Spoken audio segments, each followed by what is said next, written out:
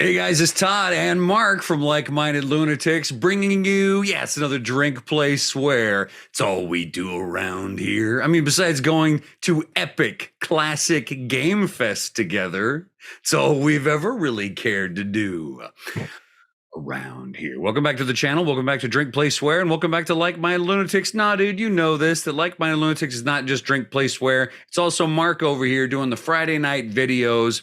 Just show them the playlist, dude. Let them scroll around and look through the literally hundreds of videos. There's some good ones, Todd. There's some serious ones. There's some funny ones. There's some meaningful ones. There's some stupid ones. There's something there for everybody, I feel like. I agree with you, dude.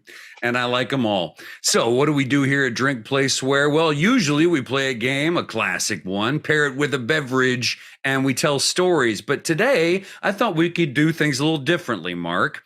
So because this past July 23rd, we went to Classic Game Fest in Austin, Texas, their 15th anniversary, that we could just talk about our experience at Classic Game Fest. You could show a little footage of us playing games there because we had a great time. Fantastic time. And we'll have a beverage along the way. Today, I've got here with me a Lone Star. I'm going to be sipping on that. And what do you got in front of you there? I've got a Dragon's Milk, and this beer has always been confusing to me, Todd, because it says Dragon's Milk, which infers that dragons have mammary glands. I don't think that's the case, much less teats. So I don't know what I'm drinking. I don't know what I'm drinking, and it concerns me. I hope it tastes good. Well, it tastes fine, but it concerns me. All right. So we met this last July 23rd, Saturday, at Classic Game Fest in Austin. And I have to say, I had a great time. Jim and I drove up from San Antonio early, trying to get there for the early VIP 9 a.m. We didn't quite make it. Missed it. Missed the early 9 a.m., but we were in there before 10. And the primary reason, dude... Minutes before 10. That's right. The primary reason we went is not just because the four horsemen of the Like Minded Lunatics apocalypse had an opportunity to all get together at the same time, along with your wife, Lee, but also because LML Ricky was playing live. AKA Richard D. Hall, professor of music at Texas State University and leader of the Texas State Mysterium Ensemble for New Music. So he was there and playing. It was great. Dude, it was awesome. And I was trying to explain to my family that this was could have been, it didn't look like it. They looked effortless up there, but it could have been a grueling gig because they played all day. Yeah, I think originally Ricky said that they were going to play every other hour from 9 until, was it 6 or whatever, whenever the festival closed. I actually think they ended up playing way more than that.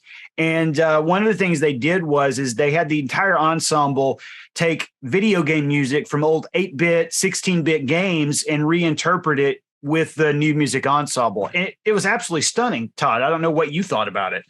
It was great. Yeah, so they had the screen up so you could see, a capture of the game that they were playing the music from, which was oddly helpful. I found myself enjoying the music, watching the performers, but also just lovingly watching gameplay from games I loved.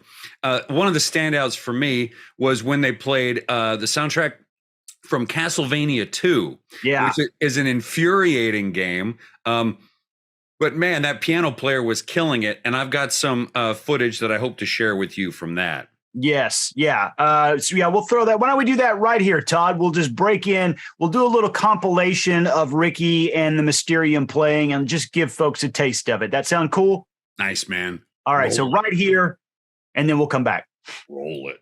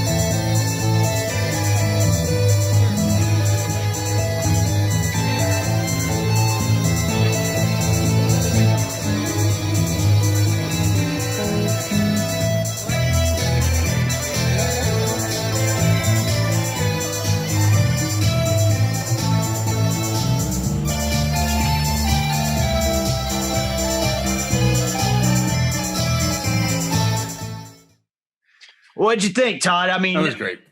yeah.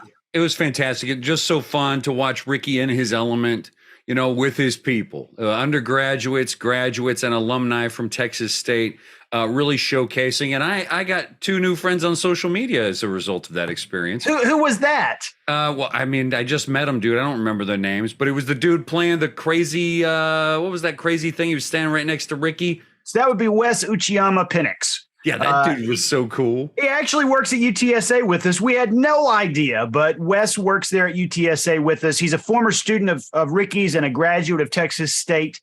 And they actually, I'm going to promo something else, Todd. I hope you don't mind. They actually provided the music for Testify, the storytelling event that I'm a producer of here in Austin. They provided the music in July, and they're going to be there for August, September, and October, I believe. And so they were great. That's rad, dude. That's awesome. Yeah, it's so weird how insular the university is, where you don't really know people from any other department. I know. It does make you feel isolated sometimes when you talk to somebody and you're like, hold up, you work at the same place I do? I've never seen you. Right. So that was great. Another part that I loved about the Game Fest was that they had a bunch of classic arcade games that were, just press start, coin free. Coin free. And then they also had several big stations of local area network games. So they were doing old school Doom and Halo. They had like Mario Kart and all that type of stuff. And all of that was just Emacs lined up, and then a bunch of PCs. It was so great. I wish we had a week to just live in that room, Todd. Wouldn't you have been happy if you could have thrown down a sleeping bag and just woke up playing games and drinking beer? Oh, that was the other thing we haven't mentioned to folks. There was a concession stand. You could have beers all day long. So drink, play, swear all day. All day. I know. And I didn't expect that. So Jim and I actually took a bunch of beers and put them in the trunk of my car in case we needed to sneak out and have one real quick. Low class. Oh, yeah. And you would have hated it. It was like Bud Light Lime and shit.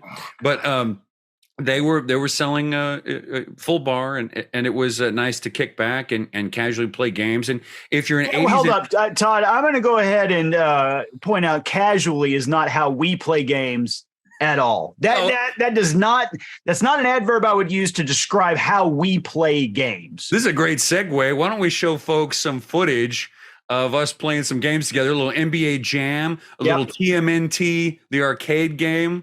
That was a good time. Yep, we'll throw it up right now. What are y'all playing? Hey, we're playing NBA Jam. And I'm whooping Todd's ass. Shut the fuck up. Is that right? 1992's NBA Jam. We are both San Antonio because we're San Antonio guys. That's right. But here we are at Classic Game Fest in Austin. Dude, he got lucky, dude. Oh, my God. Full court shot because I'm not paying attention. I've been whooping them all game. Is that true? It's the second quarter. The man's got no foundation for that statement. I feel like we haven't had enough beers to properly fuel up. No, I know. I agree. And there's stuff out in the car, but I don't want to walk out there right now. I'm in the middle. Lazy. You know what I mean? Yeah. Dude, wasn't this game the most fun back in the day? Yeah, this was For like basketball fans? Oh, no. Oh, man. And boom. Dude, I'm going to catch you. Don't worry. Got him. Don't worry. I didn't even remember that there were 3 buttons. Well, Todd, I mean, I guess if there's any proof that we don't play casually, I think it's those videos. My wife likes to say about me that she says, Todd, for you, it's like if a little is good, yep, and a lot is great. Right. And, I completely understand that. You're right. I can't casually play a game. I get invested for decades. I haven't done it yet, but me and Ricky played Silver Surfer. That's an infuriating game. I'll throw a link to that up over there. Yeah. A month or so ago, we played that. I have now been playing that game every day for at least half an hour, trying to get to the end. And when I get to the end, I am going to pause it. I am going to record a drink, play, swear where I tell a story and try to beat that game. And so that is the kind of obsession that I end up playing with. If you were religious, and I know you're not, I would say that you were self-flagellating. I would say that was self-flagellation. You might as well have a cat of nine tails and you're whooping yourself on the back with it. In fact, I would rather be whooped on the back with a cat of nine tails than play that awful game. Horrible.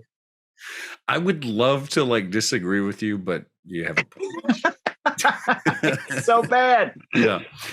Yeah, dude. All right. I mean, do you want to say anything else about Classic Game Fest, about our experiences there? We've shown folks some footage of Ricky. We've shown some folks some footage of us playing games. Anything else to say as we wrap up? Yeah, you got some loot. That was actually what I was going to say. I was shocked that you walked away. Folks, Todd walked away without purchasing one thing, which blows my mind. I brought an entire backpack with me because I knew what was going to happen.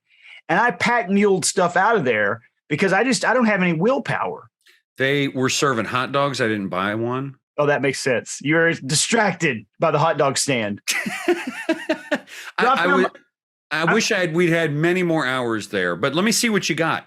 I got myself an Eddie Van Halen bobblehead. Dude, look at that. That's so rad. How amazing is that? One of my heroes. And then when I was a kid, for Christmas one time, I got a Coleco tabletop arcade of Frogger. There it is right there. Oh, crap. It's probably going to chroma key out. I'll see if I can remove the chroma key on that. But I love Frogger, dude. I've had this since like 81, I think. And Coleco made an entire set of those. And I actually found one of the Pac-Man ones that was there. And look at the shape that it's in, Todd. Did it work okay? Did you plug it in? And did you get it going? Is it battery? Is it battery or what is it? Yeah, it's battery. It takes these chunky C batteries like that. Yeah. Mm-hmm. But I fired it up. Works great. The stickers are all intact, which is the big thing online, whether or not the stickers are there. Yeah. And the joystick's fluid and nice and everything. Yeah, I'm going to go ahead and be honest with you. I looked at the battery connections on there. It doesn't look like a battery has ever been slid into it. It was a virgin battery compartment. And I felt like the first battery in there. Sexy. Can't beat that. Man, that's nice. That's beautiful. You got some good stuff. Well, to be honest, I was drawn to all the vendors and tried to compliment many of them with great gaming collections. I thought I was going to walk away with a dozen games when I went in. I thought that was what I was going to do. I ended up just having so much fun playing the games, talking to you guys, and listening to Ricky that I didn't spend as much time at the vendors as I thought I might. But if we go next year, I mean, I'm probably going to do the same as you. You had a great idea to bring a backpack, and we also made a few connections with folks. Yeah, I'm hoping we can bring on to Drink, Play, Swear, have some guests on talking about. We met some independent game developers. We met some folks doing fundraisers, some really cool stuff, and so I'm hoping we can bring those folks on at some point. All right, dude. Well, let's wrap it up. This has been fun. And, dude, I had such a good time with you and Jim and Ricky and Lee. It was a great day. Fantastic. So I hope we can do it next year and make it a playlist to go along with the other playlists we got here on Like Minded Lunatics. So, brother, in between now and the next time I talk to you, see ya. I'm going to suck on this dragon teat. You didn't finish your drink, you ding dong.